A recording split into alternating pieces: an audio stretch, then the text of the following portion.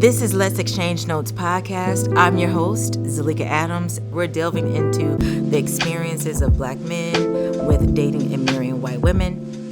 We're excited to have you here. Let's dive into the episode. Welcome back. This is the Let's Exchange Notes podcast. I am your host, Zalika Adams, and my esteemed guest today, Lavelle Darden. Hi. How you doing? That was Long intense. time no see. Yes, it was. yes. For those of you who are watching us, we had a little bit of drama trying to get Lavelle's audio together and everything like that. But that was okay. It's been a long time. It's been a long time, hasn't it? Yes. How did we? Well, it's been 18 years now. Yeah. I was just gonna say that. How did we meet? High school. Yes. Yep. So as an icebreaker, I said, okay, I'm going to ask Lavelle, since we brought up high school. We are fast approaching our 20th high school reunion. Knowing what, take a deep breath. Knowing what you know now, what would you tell 18-year-old Lavelle on graduation night? Let's see here. You do not have to put yourself in insurmountable debt to go to college and get an education. There's other avenues to get an education and make your life better. Yes. Man, I was thinking about that because when I was writing the outline, I said, okay, I think either Lavelle is going to say something about college debt or maybe going a different route. There are different routes. Military, you did go into the military. We'll get into that. Mm-hmm. Yeah. Yes. So this is the Removing the Chip series. And when I spoke to you in April, we spoke in April for the pre-interview. What were your initial thoughts about sitting down with me? Woo, shoot, I was nervous. I was nervous. Yeah, I've been thinking about it this entire time. Yeah. What about the conversation topic? What did you think about that? Oh no, I'm good with it. Like I'm like it ain't like I haven't had this conversation like with my mom or like or any other person in my family or anything like that. Right. One of the things that I said to you was this is the Removing the Chip series, as in removing the chip from the shoulder of the Black woman. So when it comes to the Black man and the white woman relationship, do you personally think there's a chip on the Black woman's shoulder? No, not anymore. Nah. Not anymore. Well, okay. I mean, if you go on social media, social media tell you something different. Yeah. Yeah, like whenever, I guess it's because it's more so how I deal with it in my life. Like nobody in my family like says anything. Like they love my wife. They love. Make sure she loves my exes. Like,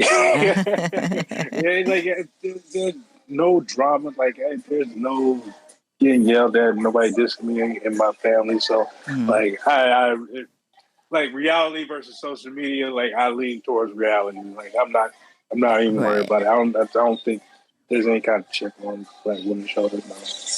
So you said you used to. So there was a time before. Tell me a little bit about that. From when I was first started liking girls to about, I would say my mid-20s, something like that. I would not talk to Black women at all. Like I was very, very, very against it. Yeah, because I remember I'm an anecdote person, and I don't know if you remember this, but I do remember stopping you in the hallway and asking you if you had a prom to date to prom. Do you remember that? No, I didn't No. listen, I played football and I was in the military. Yeah. I've had about at least 4 or 5 concussions now. Yes. So Yeah. So stuff get blurry. duly noted. But I do remember, because I know we're going to get into childhood here in a little bit. But I would say, hey, if Lavelle goes this way with saying black girls didn't like him, which we'll get into, I'm going to be like, wait a second. I do remember saying and asking you if you had a date to prom. And for those listening, he said yes. He had a date to prom.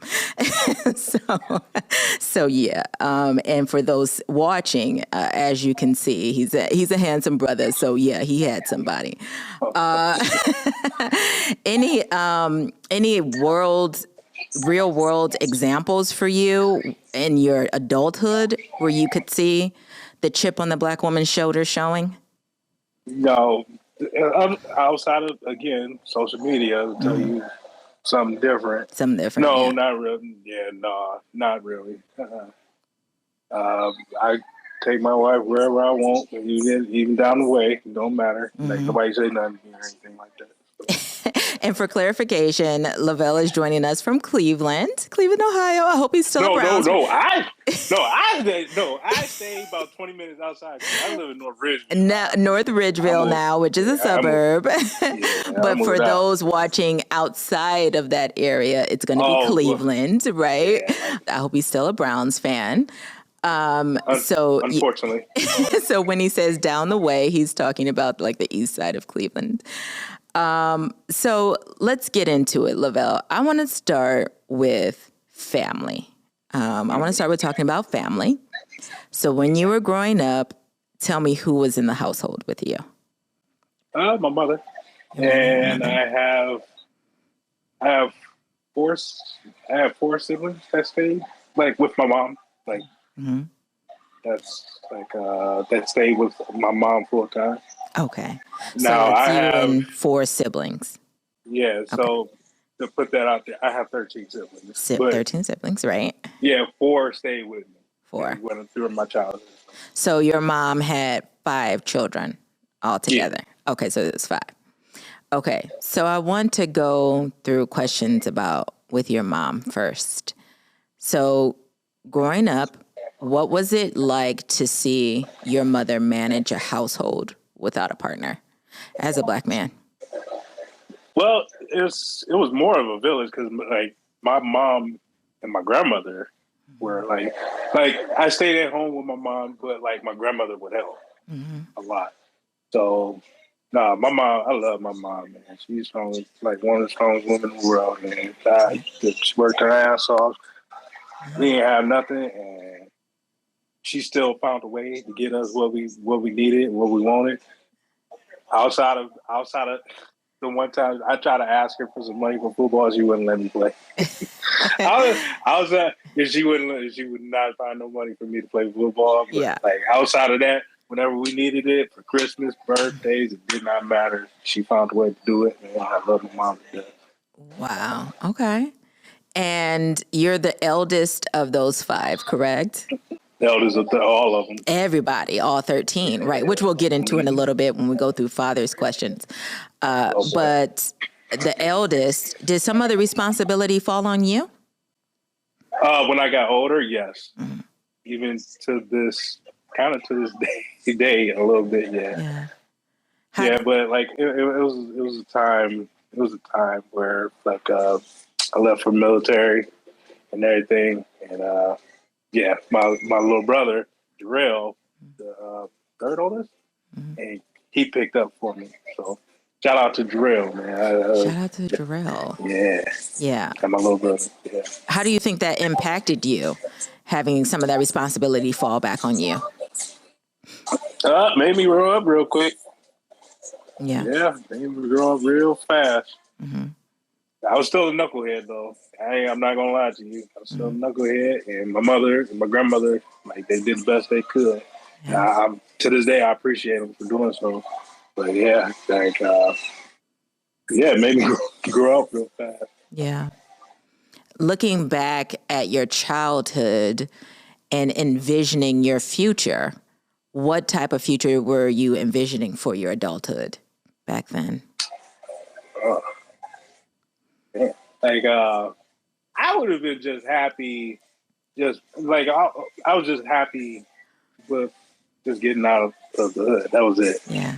Like that was my main goal. That would have been, I would have seen that as successful. Like just getting out and moving out to the suburbs. So like I find what I did now successful. Right. Right. And especially looking back, and you did that. Yes. Yeah. You set the prelude for your father. He had 13 children. You're the eldest of those children. He was not in the household. When did you meet your father? Oh, well, my father and mother were together like until I was like 2. And then he moved on to college and started a family down in Columbus. And outside of that, he was like in and out for the rest of the time. The rest of the time. Okay. Mm-hmm. How did his absence impact your life? Well, I was trying to find like other like male figures in my life, and luckily, I did find a couple while I was growing up. Like my rec center coach, he was phenomenal. Him and my mother communicated all the time about my grades and how I was acting around school. Derek Pope, man, I love you to death, man. You out there, but he would. Yeah, he would. Oh, wait a minute. He was out there in Bedford. Bedford, yep. But he started down in on 30th. Yeah. Oh, okay. In community college. You're talking about the extremely tall man, right? Yep. Yes. He started down on he started from community college. Wow. And he used to be my coach, and he used to be like a father figure to me. I love that dude to death because whenever he see me running around the neighborhood acting a fool, he would snatch me up. He would snatch me up real fast. Real fast, yeah. He'd drop me off to my mother and slap me upside my head. And he'd slap me upside my head too, and I get myself together. Yeah, shout out to Derek Pope. Yeah, for sure. Yeah. Anybody else that comes to mind? Nope. No. Nah. What? When I got to high school, God rest his soul, Michael Robinson. I know. He was big. Everybody used to go into his office and talk to him and everything. Yeah, he used to hit me with a lot of stuff. Yeah. A lot of stuff. And for context, Michael C. Robinson was our guidance counselor. So shout out to the teachers and the guidance counselors out there. Yep. What kind of key lessons, being a father now, and of course we'll get into your fatherhood soon, but what are some key lessons that father and son relationship bring forth? And I'm going to set some seed work here. The reason why I'm asking is because we know now that the best environment is for a child is a loving partnership in the household. And as women, we know what it's like to be women. And so then it begs the question, how is a single woman supposed to raise a boy into being a man? And so that's why I ask. So what key lessons does a father and son relationship bring forth? Oh, are you talking about my relationship with my son? Yes, you can talk from that perspective, or you can talk from the perspective of something that you wish you would have been taught by your father. You can do both. There's a lot. There's a laundry list of things I wish my father would have taught me. Give us some examples. Maybe how to handle women, I guess. Yeah, because like I was completely oblivious. Obviously, I was completely oblivious to like when women like hit on me or something like that. Like it just didn't. You see what I'm saying? Obviously, yeah. Before, right? Yeah. Like I was completely oblivious to like when women hit on me or anything like that. Let's see, what else? Money management. Like I Good didn't one. get. Yeah, I didn't get any lessons on money management, and come to find out, Mm-hmm. like he had my social security number, so I grow up and then I figure out like use my social security card for like credit cards, bills, like all that other stuff. Wait, you're saying your father was using your social security number? Yeah, yeah. Wow. There's a couple of things where I grew up. Like I called a cable company. Like, hey, I get some cable out here. They're like, Mr. Darden, you got a you got a $300 phone. You got a $300 bill Yeah. from 6 years ago. 6 years ago, shit. Mm-hmm. I was in college in 6 years. Right. Yeah, what you mean? Yeah, I went and got a tried to go get a credit card from Chase, Mm-hmm. and said, Mr. Darden, you got a $200 credit card already out. And yeah, I went to ask my father about it because Mm-hmm. it's the address they had. Let them give me the address for taking out of, and it was at his girlfriend's house, and I'm like, hey man, take out a credit card in my name while I was in the military. Like they Wow. gave me time frame. Yeah, I was in the military. I was at basic training. Nah, I ain't doing it. I'm like, yeah, man, you a scumbag. Oh my gosh. So did he admit to that? The credit card fraud? No, he said he didn't know where the hell that came from. Yeah. Okay. But obviously, who could else, traipse around as Lavelle Darden other than his father? Yeah. Okay. Yeah, How did you all settle that? I just paid it off. I'm not going to. You did? Yeah, Lavelle. I'm not going to worry about it. Wow. Huh? I said, wow.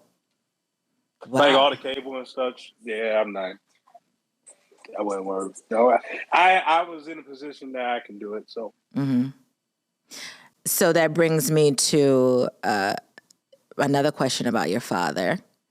If there was one thing that you could say to your father and have him understand it and receive it, no questions asked, what would you tell him?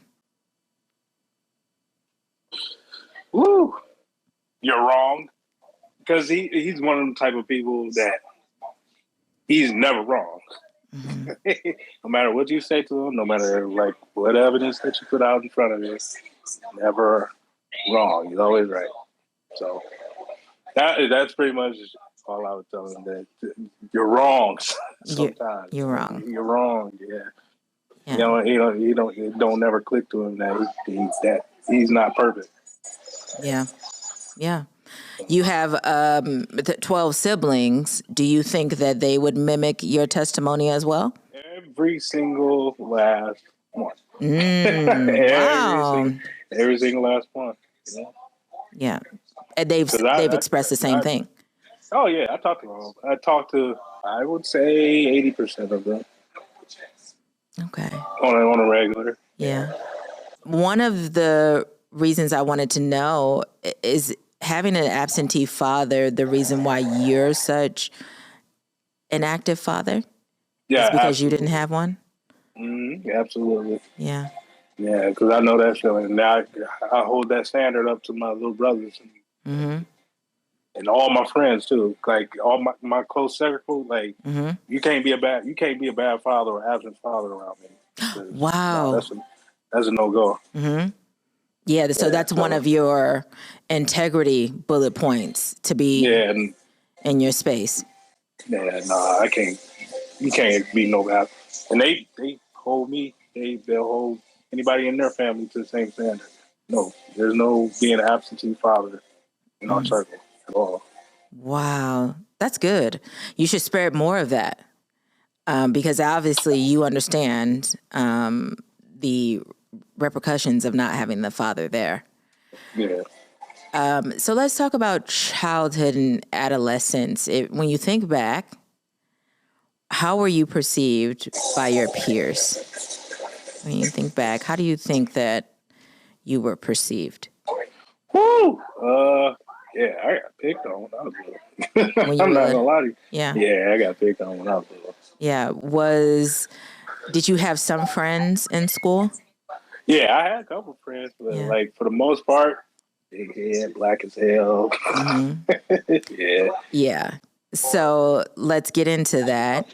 Oh boy. You would agree that you are a chocolate brother, right? You're a chocolate handsome brother. And for those watching, he has deep, beautiful chocolate skin, as my aunt would say, mahogany. Mm-hmm. What were those tauntings like? What happened there? Oh, well, from since I can remember, like, yeah, it was just nonstop. The black as hell, midnight, big ass head. Mm-hmm. I had heard every joke under the sun. Yeah. When you were young, how did you perceive your skin tone? Oh, when I was young, I hated my skin tone. I'm not gonna lie to you. Yeah. Like, I really didn't 100% feel comfortable in my skin until maybe early adulthood. Maybe early adulthood. Mm-hmm. Yeah. So often, as I'm going through questions and I'm asking other people about this, so often I hear that wanted to scrub my dark skin off. I wanted to stay in the shade. I wanted to be white. Did you ever find yourself wanting to be white? No, No. no. It Okay. never got that. It never got that deep. But like, Mm. I was very, very discouraged from in that time frame, and I got to give another shout out to Mm-hmm. my aunt Nikki. Um, she encouraged me so. Excuse me. I'm sorry. Yes, go ahead. She encouraged me so much when I was little. Mm-hmm. And she would tell me all the time, "Your skin is beautiful. Mm-hmm. Baby, when you grow up, girls gonna be all over you." Mm-hmm. She used to try to hammer that. She used to hammer that home every time I got discouraged. Mm-hmm. I love her to death because of it. Because honestly, I'm gonna be real with you. Because Yes. she kept lifting me up. I don't think I would be here without my aunt. Like there was a time frame where I did not want to. When I was younger, I did not want to be here. I did Mm-hmm. not want to be on this earth. And my aunt, she kept me grounded. She encouraged me so damn much. I love her to death because none of my kids. I tell my kids all the time whenever they see my aunt, like y'all better hug her, say you love her because none of y'all be here without her. Mm-hmm. None of y'all. Oh, that's deep, and that's Auntie. What? Auntie Nikki. Auntie Nikki. Shout out to Auntie Yeah. Nikki. Yeah, you mentioned the village earlier, and it really does take a village to raise a child. So now that we're talking about skin color, if there is a dark-skinned young black boy out there right now, and you could say anything to get him to fall in love with his skin and subsequently, of course, himself, what is it that you would say? Don't listen to nobody and love yourself, man. Never take anything that anybody else says seriously. You're loved. Mm-hmm. There's going to be what? There's billions of people on this earth. I guarantee you, there's at least 50% that will love your skin. Mm-hmm. Guarantee it. Yes. There's at least 50% that love your skin. Mm-hmm. Stay patient. You're loved, and yeah, stay patient. I'm sorry. Yes, yes.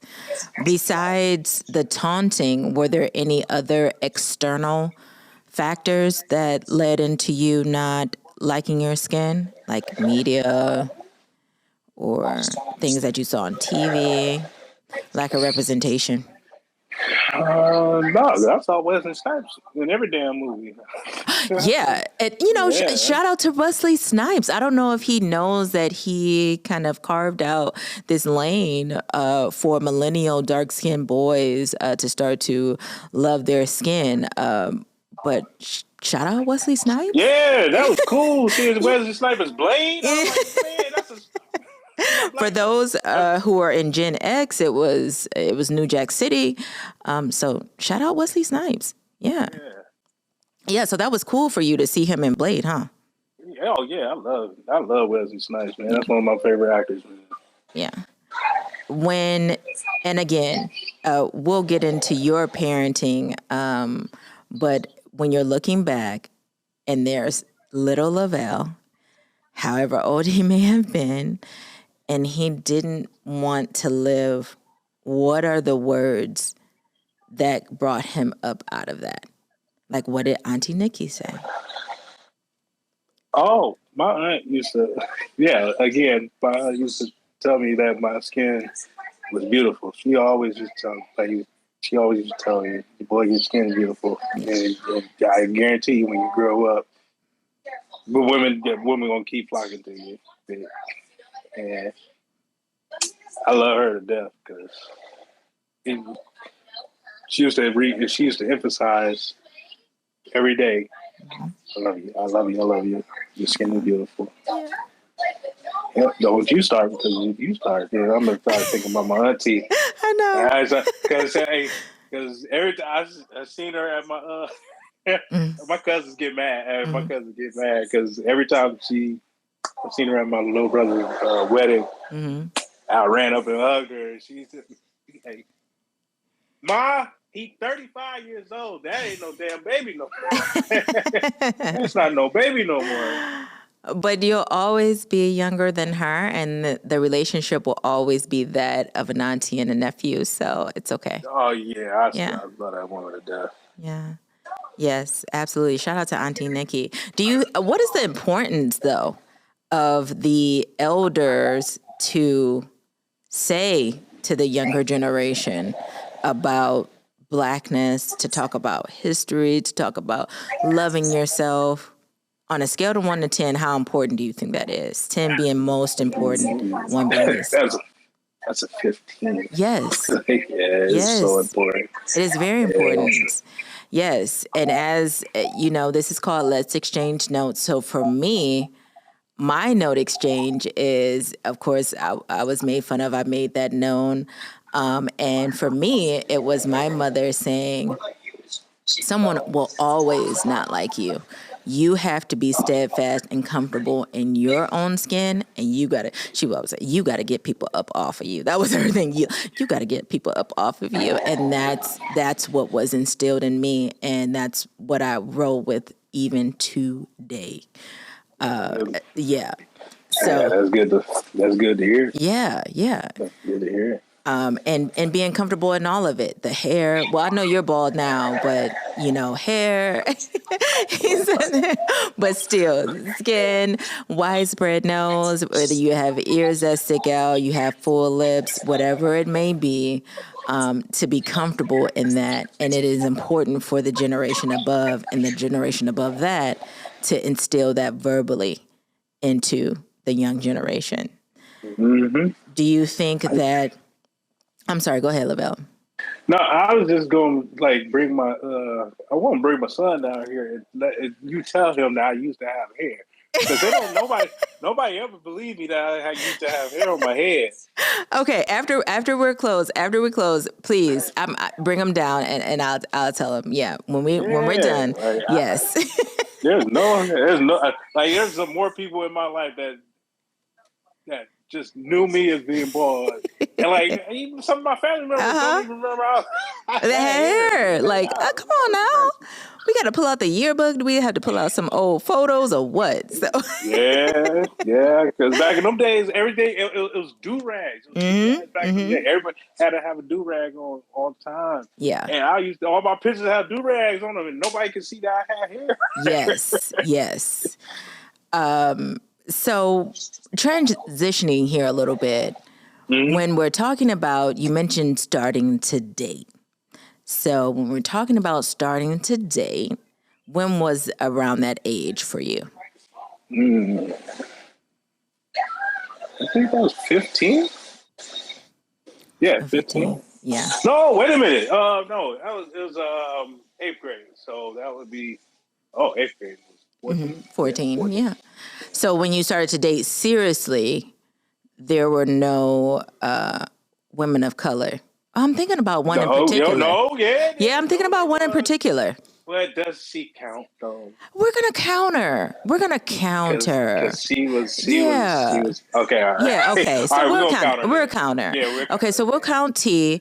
What was your experience even in that? Since we're gonna counter, and for those who are wondering, she would probably really, really fall into the category of biracial and really ethnically and aesthetically you can't categorize her, right? Yep. You cannot readily racially categorize her. So that is the type of woman we're talking about here. Mm-hmm. What was your experience in dating her? It was just like dating a white girl. Really? She would probably be surprised to hear that. Yeah, I'm not gonna lie. Yeah. First of all, I want to start off by I love her mom. I love her mom to death. Mm-hmm. That's another person that helped raise me when I was with her. Mm-hmm. I'm not gonna say that. And Miss M, and Miss M, if you out there, I love you to death because she used to help me out so damn much when I was in high school. She helped me out with my college stuff. Wow, she was real big on my college stuff. Yeah, she helped me get into college, pick the college that I wanted, and everything. She taught me how to drive. Wow. Yeah, she was the one that taught me how to drive. I got my license in her car. Wow. Lavelle, you've been quite blessed in the people that have been placed around you to create who you are today. Wouldn't you say? Yeah. Oh, yeah, absolutely. Yeah. Yeah, I got real lucky. Yes. And so T being racially ambiguous, we would say, then you started to move on to white women. Before we get into that, here's a question that I have for you. When I was talking to one of my girlfriends about this, and I know you know what I'm gonna say here. Yeah, man. When we see, Black boyhood trauma going unresolved, i.e., you just talked about being made fun of for your big head, and your head is beautiful, and your skin is beautiful. When you see that unresolved trauma, can that lead to self-hate and then lead into wanting to assimilate into white culture? And so we were discussing this. And so what do you think? What has been true for you? First, it did lead to self-hate. And then it led to me taking it out on, well, not taking it out, like going out and like more so avoiding Black women whenever I try to go out and date. Yes. That's a good thing. That's a good thing that you mentioned there, because there's that piece that we're missing of self-hate, aren't we? When we're talking about this conversation, what did the self-hate, how did that manifest for you? I just didn't. I did not like being in the skin that I was in. Like I was like, oh boy. I know. Take your time. Like it wasn't like I was like trying to bleach my skin or anything like that. So it was just I was just very self-conscious about my skin. Yeah. At first. How did the assimilation into white culture? How was that going to solve your self-hatred, or at least in your mind when you thought about it? Let's see. When I was younger, like the only people that like complimented me outside of my aunt that complimented me on skin was okay. When I was younger. How does assimilating into the white culture was supposed to solve your self-hatred? Yeah, beside my aunt, like only white women fucking complimented me on my skin tone at that time. So I, in my mind, I'm like, I might as well just keep dating them and stay over on that side. Right. What are some of the things that they would say? So the same thing I didn't pick up on. Mm-hmm. Yeah. So y'all, I love your skin, dark chocolate and everything like that. So Okay. yeah, Do you think, looking back on it, 2020, hindsight is 2020. Do you think that it was some fetish involved in that? no, no, not necessarily. No, not necessarily. No, no, I don't think I have any any of those any fetish. I'm talking about from their aspect to you. You Oh, said, oh, they absolutely, were calling you yes. dark chocolate. Oh, yeah, absolutely. Yeah, Okay. I feel like, yeah, Okay. absolutely. And why do you think that? Well, I picked up on that when I was in like college and everything. Cause I went to Malone, Mm-hmm. and like it was women down there, it was girls down there that never seen black people in their lives, Oh, never. yeah. And yeah, I picked up on that, and it felt like a fetish. Like, Mm-hmm. ooh, I gotta try that one I got to time. try that. Yeah. Yeah. So let's talk about your first full blown relationship that was serious with a white woman. So was it college for you, and then was it the military? Yeah, so it was 1 year of college, Mm-hmm. and then I went off to basic training because I was a knucklehead in college. Okay. Yeah, Yes. Yes. so Lavelle. so I went into the National Guard. Mm-hmm. Yeah, so then after that, that's when I met my wife. So you met your wife after coming back home?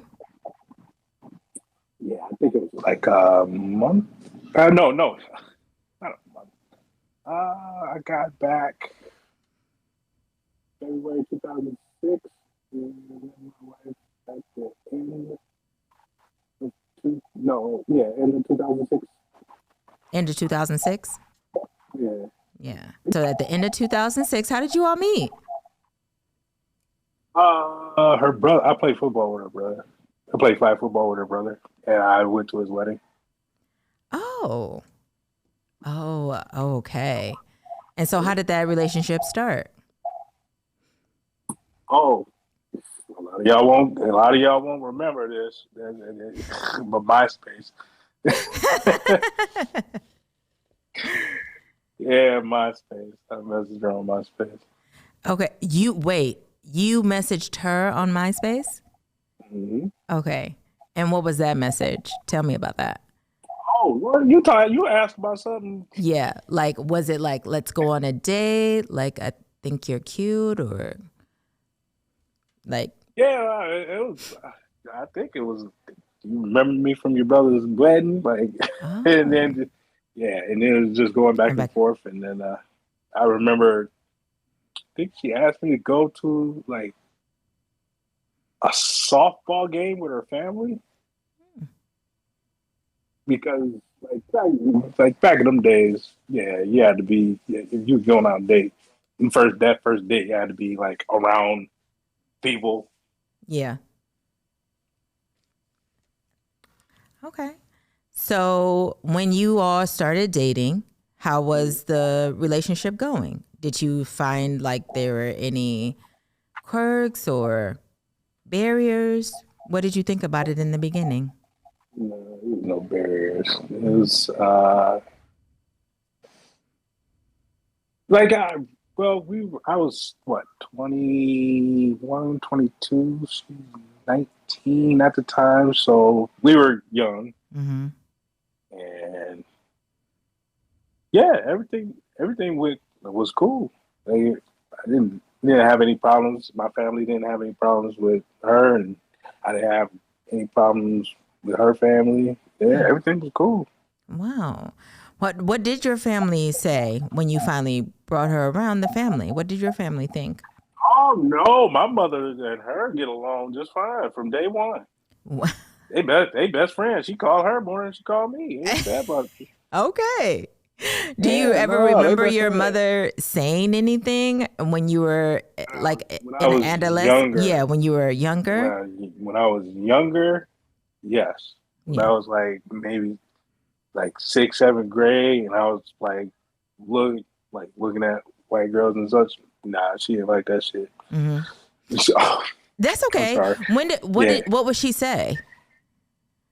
like she'd get upset about the like even looking at white girls. But like as I grew older and I realized that what like my father left her and went down to Columbus and started a family with a white girl, it clicked in my head like, oh, Hmm. okay, all right, yeah, she was still probably pissed off about that because at that time, oh man, if I was maybe 12, 13, that means she must have been late late 20s at Mm. that time. So like I don't feel like I grew up like fully until like 30. Like and I Hmm. didn't feel like I knew nobody knows everything, but like Right, I right, didn't feel like I had like a good foothold on adulthood until I was 30. right, She had 4 kids by the time before she was 30.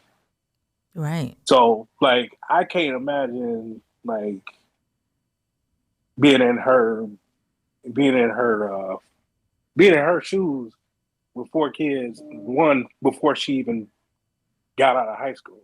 Like Mm. my mother had me when she was 16. 16. Yeah, Yeah. so yeah, I couldn't imagine being in her shoes and dealing with 4 kids. So Hmm. everything that she did, like I can look back on it and like, man, I didn't probably wouldn't do no better if I was 20 with 2 kids, 3 kids, something like that. I couldn't barely brush my dang teeth right at 20, nonetheless raise 3 kids, two, Right. 3 kids. So Yes. So shout out to mama. Yeah, for sure. So in the past, she would say, no, don't go that way. When do you think yeah, that changed for her seeing you start to date white women? starting with maybe yeah 8th grade, but it was my first girlfriend was Puerto Rican. Okay. Yeah, she was Puerto Rican, and she was over it at that point. Like I can't. She just said like I can't. Yeah, I can't change you. Hmm. you gonna be whoever the hell you want to be. So Did she ever say, like, I don't want you dating white women and then counter it with black women are this and we're this and, telling you any type of goodness? Or was it just, don't you be around those white girls? yeah, it was just don't be. Like girls. Yeah. Like which which Mm-hmm. which today, and everything, like you said, nobody knows everything. It's a learning lesson because that is the art of constructive criticism. You criticize, but then you construct with the latter part. And so it Yeah. could have been, you may want to rethink that and then counter with what she would have preferred. Whether or not that would have worked would have been something else, but yeah. Which it probably wouldn't have, Yeah. honestly. Yes, because Yeah. you were in your own right. You were going through what you were going through. Like we were just talking about the assimilation. So the relationship was good. How was it meeting her family?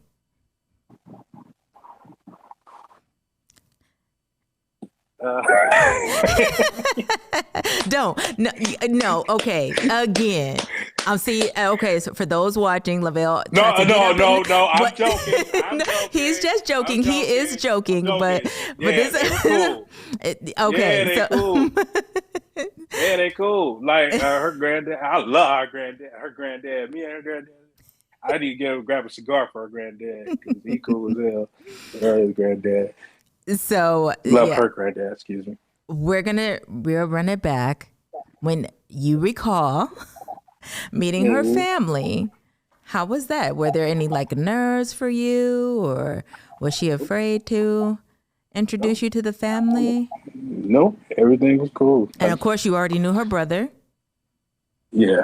Yeah. Yeah, no, when I met her family was cool. Grandpa Costera, he came up, like, hugged me and shit. Like, wait, Wait this a short minute. white man hugging me. Oh, Yeah, like, yeah, everybody was cool. When I yeah. first met them, I only had one haircut with her dad. That's it. We'll get into that. And it was crazy. It was crazy, but it wasn't that crazy. It wasn't that Yeah, crazy. it wasn't as crazy as what I explained to you when we were having the pre-interview, but I do want to get into that in a little bit. When you realized that your relationship was going from just dating to like, wait a second, I want to marry her. What was that transition like? What changed it for you?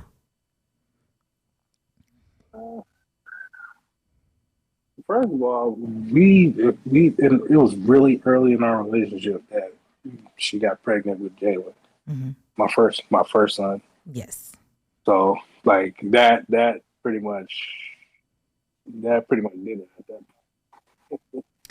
because I'm I was very much against not being in my son, like my kid's life Mm-hmm. full time, all the time. Mm-hmm. I'm very against that. So. And this is something that she knows, or did she know that back then? Oh yeah, Mm-hmm. absolutely. Mm-hmm. Yeah. Yeah. So when she got pregnant with your son, who is now 14, Jalen, and you said, okay, it's time. So you all went on ahead and got married, right? Mm-hmm. Yes. How did the family receive that? Oh, my family, they loved it. Yeah. My family, yeah. Everybody was cool. Everybody was happy. Again, her and my mother are best friends. Mm-hmm. Talk to her all the damn time. Don't call Grandma. I If something know. happened over there, if something happened over there, she need a grass cut or something fixed. Something she'll call me. But Mm-hmm. like if something like if there's something with the family going on, she call her. Yeah. You Yeah. don't talk to me. Yes. Yes, indeed. Right. Wait a minute, So, my mom do talk to me before she slapped me upside my head. okay. Yeah, before she see this and slap me upside my head, I'm playing, mama. I'm playing, but she do call her more than. Okay. So how did her family receive the marriage and the incoming grandchild? Oh yeah, no, it was good. It was good. They are awesome with my kids. Mm-hmm. Yeah, they love my kids. So Yeah. yeah, so I love them Mm-hmm. because they treat my kids the best. Yes. The best.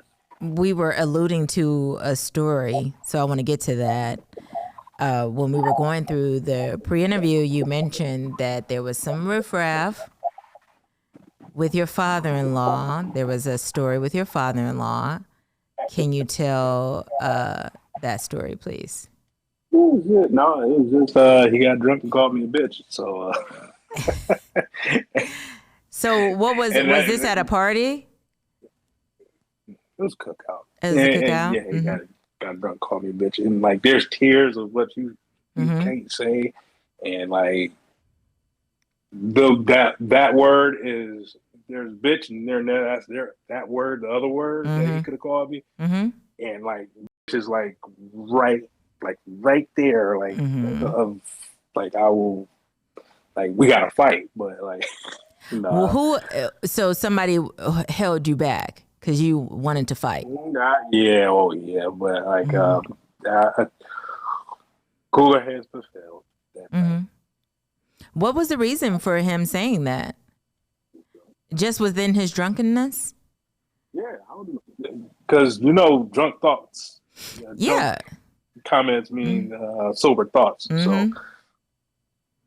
So that yeah, was, I don't know you feel where. like that was something that he wanted to say, and that's how he actually felt. That's how he actually felt at that time. So no, we good now. Okay. Although I never got an explanation why he said So I wait, don't you know what. never got an I never, explanation I to never got an why. explanation. No, I never got an explanation for that. So what were the comments leading up to that? No, nothing. I was just cool. I was sitting my cool out. I was just chilling. I was chilling there. And you ain't nothing but a bitch. I was like, what? Wait a minute. Oh my God. I'm cool. But no, but like, yeah, we good now, man. We good. Sit, chat, and talk. What did Whenever we your got time to. Yeah, what did your wife say? Not She even just there, apologized. but even after the fact. Yeah, she apologized to me and cussed him out. Oh, He slept it okay. off. He slept it off and called apologize, but I never got an explanation on why. Right, right. Do you think he wanted to call you something else? No, No. no, I never got that. I've never gotten that type of feel from them. Right. Okay. So speaking about the other word, I have a segment here, which I'm going to call Say What You Mean What You Say. And I'm going to read a status here. That's why the segment is Say What You Mean What You Say, and we're going to talk about it. And I hope I wasn't drunk when I said it. Well, go Okay, ahead. let's see. You know. So Lavelle says, I didn't want to post this because we old and out of shape, LOL. But my for life wouldn't be anywhere of a man I am today without Dust. My man Dustin. If you don't like me calling him a suck my dick. That's what it says here. And I'm reading it verbatim here. So my question, and for context, he's hugging a white man and calling him an. And in the comments went off, of course, and one of the comments was, is it some type of prize for him to be for you to be calling him that? Like, does he like it? And so that's the question. How does he feel about that? Very uncomfortable, but it's all right. Very uncomfortable. And then my question is, no. He don't like that shit. No. And can he call you that? No, man, no. What? No. I was drunk. Lavelle. I know exactly Okay. what you're I know exactly what you're talking about. Yeah, he don't like he felt uncomfortable. What does he say? How does he express his uncomfortability? Uncomfortableness. Stop doing that. Yeah. Yeah, I know. Yeah, I was drunk, so. Okay. Say what you mean what you say. Yeah. Okay, next one. Lavelle says, February 27th, 2017. You know what I find funny, and ultimately it's happened most of my life? You know who makes the most fun of my skin tone? White people is the wrong answer, by the way. LOL. So I saw that. And now keep in mind, that's the 2017. And I sent you an actual private message. And I said this, Lavelle, your skin is beautiful. I know it was black women and men who teased and taunted you about the deepness of your skin. However, if you look at our history, it is by design. It was instilled in us to hate what is unique to us and only us. Unfortunately, that hatred for us turned into self-hatred, and we subconsciously made fun of what is actually admired by everyone else but us. I hope that one day you understand that your skin and you are very unique and you are downright gorgeous. I see your statuses and memes, and I know the pain still stings. I hope you overcome and know that you are handsome and can understand the naiveness in your brothers and sisters' ways. I know you've had a lot of concussions, as you said earlier, but do you recall that exchange?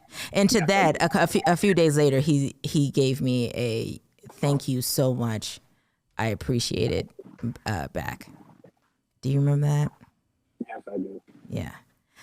And so now here we are sitting here talking about that very topic, and which is very interesting because it was said to be that Willie Lynch came from the islands and he was a slave owner and he gave this speech.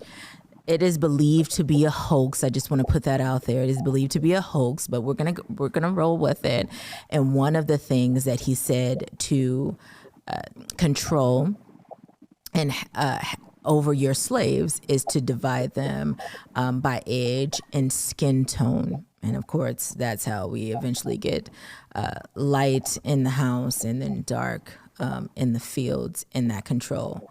And so I do think I remember saying to you back then that is a part of the control. And you get the freedom if you release yourself from that, then the freer you will be. How do you feel about your skin today, as you stand today? I love my skin. Yeah. Look at that smile. Come on now. Love my skin. Yeah. Yeah, I can't get enough of my own skin. Yes. Yes. What about now? Do you think that there's a difference with how Black women view you now? Do you see that difference? Yeah, my aunt was 100% correct most of the time. Like 95% of the time that she says something. Yeah, but I am. That's married, right. That's so, right. He's taken. He's taken. Yeah, And so yeah, that's can't say anything. No. Just can admire and just move forward. As far as children, and you have 3 beautiful children, Jalen, Riley, who is 7 going on 8, right? And Mackenzie, who is 4 years old. And so let's talk about your children. They're beautiful. Is it hard for you to instruct them and to teach them about the beauty in their skin, even though you didn't necessarily experience what they're experiencing? No, not really. Like we're extremely open about their skin, like their skin and everything. Like Mackenzie don't. She'll she'll say, "Hey, I'm black, I'm white, like everything like that." So like we're very open about And you said who says that? like the smallest one. Like they pretty much all like kind of joke around about their skin tone. Like from Jalen to Mackenzie, they all joke around about it. What do they say? Like Jalen, he's real bad. He's real bad about joke about his being I can't say on the podcast. I can't say what the jokes that he be getting off around a family. But he makes jokes. Yeah. Okay, we'll leave that for another time. No, okay. Okay. Y'all don't get me cussed out. Okay. Yeah.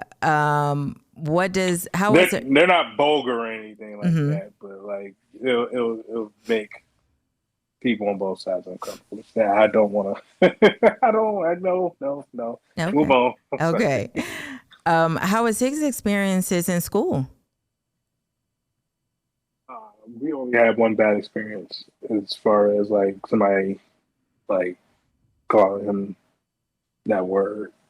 Really? Because we only had one bad experience. Outside of that, no, everybody cool with Jalen. Everybody cool with Riley. Mm-hmm. Yeah. Yeah, I don't think that was back in 6th grade. Somebody on his bus called him the N-word. Mm-hmm. And I had to go on that bus and have a conversation with the bus driver and try to find. And I looked that kid. I tried to find that kid because I tried to look him dead in his soul. Yeah. Did you talk to that young man? No, I did. I could not. Okay. And the parents? Did you talk to them? No, I could not. Okay.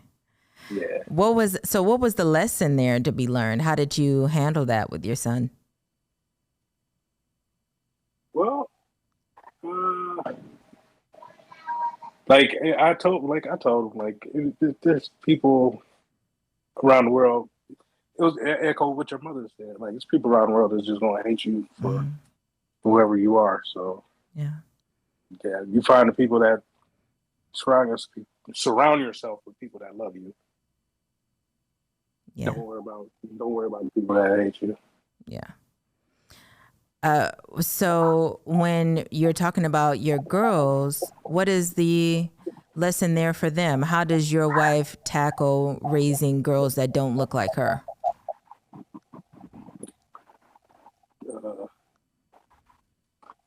I really don't like see any kind of difference because like it's just we just raise them like any other parent. Like we don't really like. There's really nothing for us to like address really in raising our kids.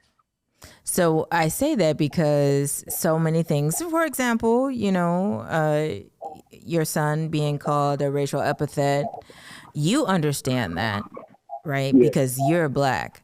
And so I just want to go from the other side. She doesn't experience what it's like to be a person of color, but most certainly her girls do. So she experiences what it's like to go from a girl to womanhood, which she'll, of course, contribute to. Yeah. But as far as going from a girl's to womanhood as a woman of color, how does she attribute to that, or does that where you come in? Is that where you come in? No, that's when me and my sisters come in, and my mom and everything. That's where she leads. Oh. Because my mom again had that close relationship. So if any of that kind of issue comes up, that's who she would lean towards. My mom, my sisters, Yeah. my grandmother. Yeah. What are some of the key lessons, if anything, that when your children leave this house that you want them to go away with? What I said to my son whenever that kid called me the N-word, surround yourself with people that love you. Don't matter if they black, gray, don't matter. Surround yourself with people that care for you and look out for you. And even if it's not family, just go out in the world and find people that love you. Yeah.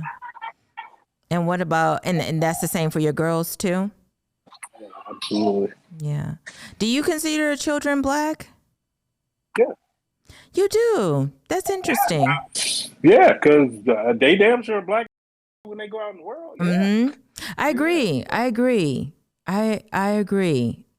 So, and since you have a deep skin, they don't have the normal, like the recognizable biracial black and white skin tone, like that peachy. They're like a very, very tan. They almost have like a Brazilian. Would you agree? Like a different, it's a deeper skin tone. Yeah, they if they out in the sun too long, they might as well just be light skinned. Like they get dark. They get real dark when they go out in the sun. Yes. Well, dark for mixed kids. Yes. I want to circle back around to your wife. When you think back, I always love asking these questions. When you think back to when you first started dating her, give me 3 non-physical traits you loved about your wife. Non-physical. Mm-hmm. I love that she's really. I find it attractive that she was shy. That she's shy? Yeah, she was like really like whenever she goes around other people, like she's comfortable. Like when she like around her family or something like that, like she open up and everything. But like when she goes around like other people, I always found that. Okay, so we have shyness and 2 more. I could talk. I could have talked to her a lot. Like I could like be myself around her. Okay.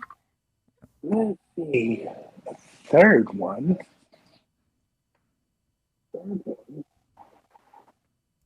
So non-physical. Oh, I love that she was like she's a good mother. She's a great mother. Yeah. Yeah. So again, me and her had a relationship. So that was another thing I picked up on. She was a great mother. Yes. Wow. So I love that about her. So that's 3. So let's go physical. And the way I do physical is I say, what do you love about your wife from only forehead to chin? Forehead to chin. Oh, she had a great eye. Eyes. Yeah. Okay, 2 more. Yeah, from forehead to chin. Let's see here. She has green eyes. Mm-hmm. Does her hair count? Because I love that hair. Hair doesn't count. Forehead to chin. Cute little cheeks. Cheeks. And then 1 more. Yeah, I love her lips. Her lips. Yeah. Remember when I was asking you about fetish, you said that, yeah, I do think that there's a fetish on that side. Why don't you believe that there's a fetish going the other way? Because you just said you like her hair. Wouldn't that be considered a fetish? No, because I love everybody. There isn't many hairstyles that like don't like I would like ill like no. Oh, okay. When it comes to situations such as racial tensions, how do you handle that? And again, nobody could have escaped the imagery of George Floyd. So when it comes to things like that, how do you handle that in the household? How do you discuss it? Well, we have the same. We share the same views. Like, so it's not really hard to discuss that. Say that again, Lavelle. Oh, I'm sorry. Can you hear me? Okay, yeah. Now I can. Yeah. So we share pretty much the same views, like politically, socially. So it's not really difficult. It's not really hard to discuss that.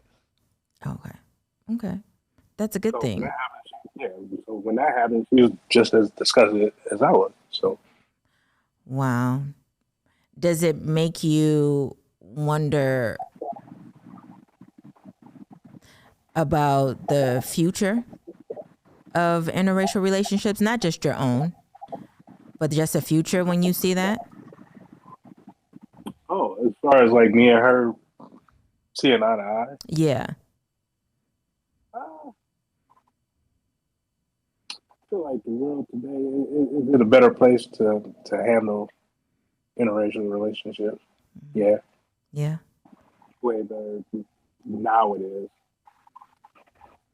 Do you think that interracial relationships are an answer to tough subjects such as racism, systemic or otherwise?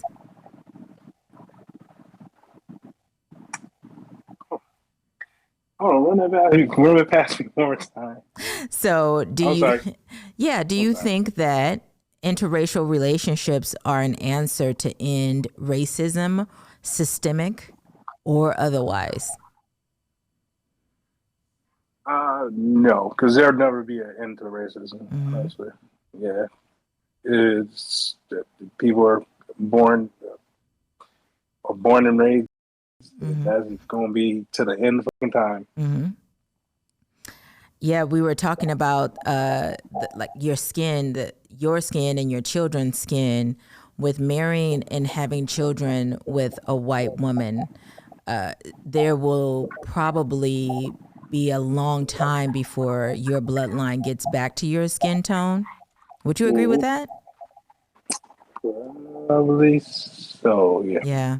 So with that, although one of my sisters, she's a half sister. She's mixed, and my nephew, he's pretty dark. Yeah, he's pretty dark. So I don't think it would take that long. Okay. Because my follow-up question was going to be, do you think that you eradicated yourself from the family by doing that? by essentially marrying a white woman and then having the children that you did. And if they don't go the black route and they go white, did you erase yourself? But basically you're saying no, you don't think so. No, right? I don't think so. No. Even then, I wouldn't care because I would tell my kids to love whoever they want to. Yeah, that's a good lesson. That's a good lesson. What else would you tell them as far as dating when it comes to race and it being perceived? No, I would tell them. I would tell them anything else. Like I just want them to. I don't care if they black, blue, male, female, they, them. I don't care. Just love whoever the hell y'all want to love, and have that type of love back at you. Make sure that love is reciprocated back at you. Right. A couple more questions. When we were doing the pre-interview, you said, if I could do it all over again, I would. And then you stopped. And so we're going back to the segment of say what you mean what you say. What would you say? Oh, if I I'd could be more open. Yeah, if I could do it all, I'd be more open to dating black women. Yeah. Okay. Yes. Okay. Yes. Do you see the goodness in black women? Yeah. Yes. Absolutely. Yeah. Yeah. It was tough for me to see when I was younger, but now that I'm older, a lot more wiser, yes, I can see that. You can see the goodness, because yes. I do remember you saying, "Oh, because everybody is jackasses, man. It don't matter. Mm-hmm. You gotta find the good in people." Right. Mm-hmm. Do you think that you mentioned being a good father, and we've discussed that already? If you would have been with a black woman, you would have married her, do you think? Absolutely. No. Yeah, ain't no questions about it, because it does not matter. I want to be around my kids every single day. Yes. Like that Agreed. year away from that year away from when I deployed, away from my son, that was the worst. Yeah. That was the worst. Absolute worst. One thing, if you could take away, or it could be a couple of things, but I want advice. I want you to give advice for black men who may be struggling within with how they feel, or with unresolved boyhood trauma that led to whatever. What would your advice to him be right now? Go to therapy. Amen. So this is just a public announcement to all black people. Mm-hmm. We need to go to therapy. Amen. Please. Amen. Please, man, because I don't know if you saw what I put out. Like, I'm openly looking for therapists, even though I didn't realize, me being a veteran, I have free access to go out to the VA. For sure. I completely forgot. You have tip of the top. Shout out to veterans. Veterans Day was just this past Monday, so happy Veterans Day to Lavelle Darden. But yes, so therapy would be your 100%. Response. Yeah. Please go to therapy. Mm-hmm. Please talk to somebody. Please. Yes. You and love yourself and find people that love you too. I agree. Agreed. 100%. This has been Let's Exchange Notes podcast. Again, I'm your host, Zalika Adams. I want to thank my guest, Lavelle Darden, today. Did you have anything to add before you leave, before you sign off? No, I got to take my babies to Little Mermaid. Oh, nice. Yay. Yeah, and again, here we go. Again, with representation, your girls can see someone who looks like them. Yeah, absolutely. Shout out to Halle Bailey. Yep. Shout out to her. Yeah, my daughters want her toy. Yes, absolutely. They want my toy. Yes, a lot of shout outs today. Thank you so much, Lavelle. Until next time, thank you.